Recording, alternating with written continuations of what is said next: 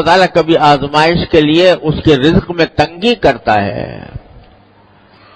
تو وہ شکوہ کرتا ہے کہ میرے پروردگار نے میری اہانت کی، میری توہین کی، میری بے عزتی کی، یعنی چاہیے تو یہ تھا کہ مجھے بہت کچھ ملتا، لیکن معاذ اللہ اللہ تعالیٰ نے میری بے عزتی کر کے مجھے بہت کم دیا، شکوہ کرتا ہے۔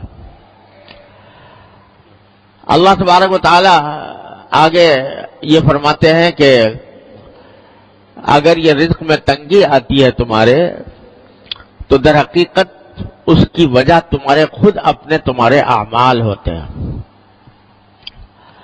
رزق میں تنگی کے دو مطلب ہیں۔ ایک مطلب تو یہ ہے کہ آمدنی کم ہو اور اتنی کم ہو کہ اس میں گزارا نہ ہو سکتا ہو، یا کم ہوتا، بہت ہی تنگی کے ساتھ گزارا ہوتا ہو، یہ بھی رزق کی تنگی کی ایک شکل ہے۔ اور دوسری رزق کی تنگی کی شکل یہ ہے کہ آمدنی دیکھنے میں تو بہت ہے لیکن برکت نہیں ہے، اور اس کا نتیجہ یہ ہے کہ ساری آمدنی ہونے کے باوجود آدمی ہر وقت کسی نہ کسی الجھن میں گرفتار ہے۔ اور آج کل یہ صورت بہت کثرت سے پیش آتی ہے۔ اچھے خاصے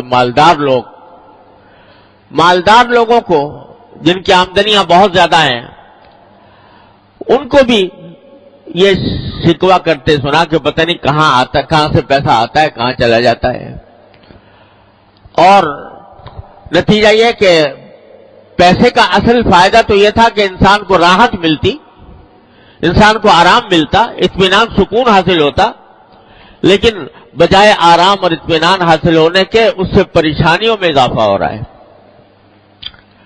یہ ہے بے برکتی۔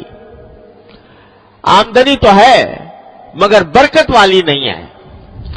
اللہ تبارک و تعالیٰ جب برکت عطا فرماتے ہیں تو تھوڑی آمدنی میں انسان کو سکون آرام مل جاتا ہے، راحت میسر آ جاتی ہے، اور اللہ بچائے اگر بے برکتی ہو تو لاکھوں کی اور کروڑوں کی آمدنی ہو، اس کے باوجود انسان پریشان ہی نظر آتا ہے۔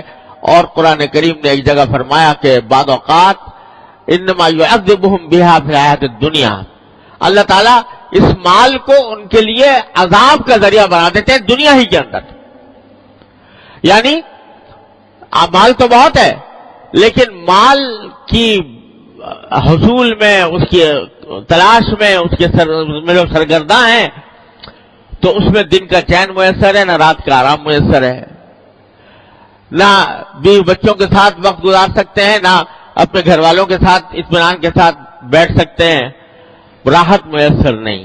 پیسہ ہے مگر راحت نہیں، یہ بھی رزق کی تنگی کی ایک بدترین شکل ہے۔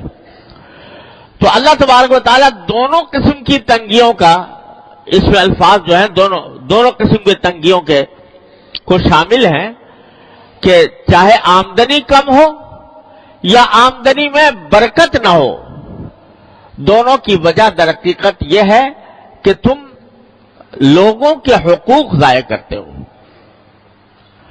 لوگوں کے حقوق کیا ضائع کرتے ہو؟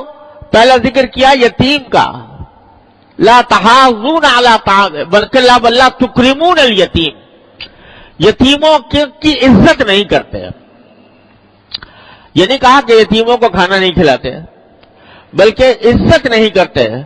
مطلب یہ کہ اول تو یتیموں کی دیکھ بھال میں تمہاری کمی ہے، اور اگر کبھی کوئی کرتا بھی ہے تو اس کا جیسا اکرام ہونا چاہیے، جیسی عزت ہونی چاہیے، اس قسم کی عزت اس کو نہیں دیتے ہیں۔